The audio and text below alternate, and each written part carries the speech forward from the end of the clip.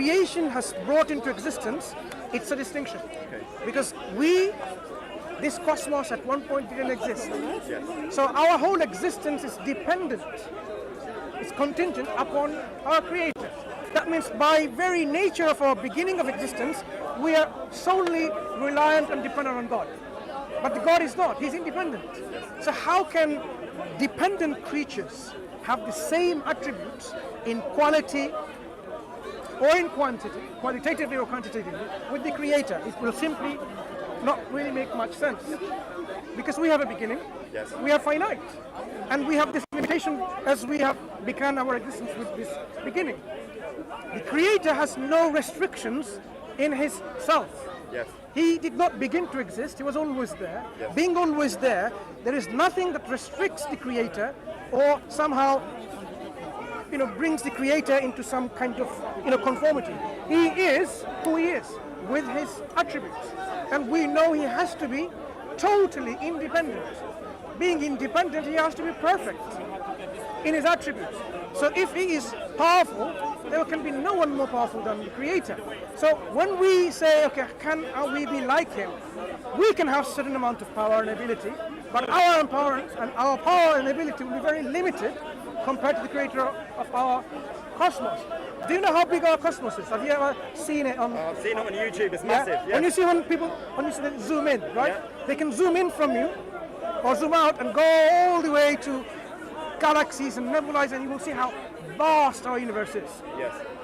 The one who created all of this, how can we even compare to us or to any of the creation? He'll be totally unique. The Creator will be totally unique. So we believe, yes, we have given certain attributes which you might find some resemblance to the attribute of God, but they are only by name only. We have knowledge, but the Creator's knowledge infinitely more. Yes. He's all knowledgeable. We are a limited amount of knowledge possessing individuals. Thank you. Does that mean that he's as in this lifetime, my potential has been capped? Okay, by definition, the infinite can never become finite can never become infinite or Yes. reach to the point of infinite. Okay. So whatever you have, your potential would never become equal to God's attributes. Yes. Okay. So in our makeup, whatever we have the potential to grow and increase. This is the teaching of Islam, Yes. where we are constantly to strive and to struggle to better ourselves. In fact, you can better yourself to the position where, people will say, wow, I knew this person was generous, but when I met you, I know what generosity means, for example. You can constantly develop yourself in generosity, in kindness, in forgiveness, in speaking the truth and being just and being merciful. Always room for improvement. So we have to take this as a spiritual path in our journey to develop ourselves. One of the important things our Prophet Muhammad ﷺ said, he says, إِنَّمَا بُعِثْتُ لِأُتَمِّمَ مَكَارِمَ الْأَخْلَاقِ. I have been raised to perfect the nobility of character. So we are noble in our character. God has inspired us with the good and evil and given us that we should be good. But we can perfect this nobility to a point where we will, go beyond this weaknesses that people have of greed, jealousy, anger, hatred, all of that. You can become a very noble person. And this is what Islam wants to introduce to people. Become a very noble person.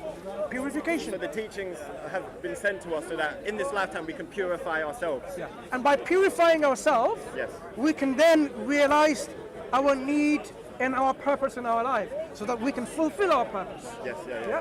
If you constantly sin, meaning do things which we know, rape, murder, killing, stealing, pedophiles, all the things that you can find detestable, how can you then fulfill your worship of God to be someone who is totally grateful to God and listens to God?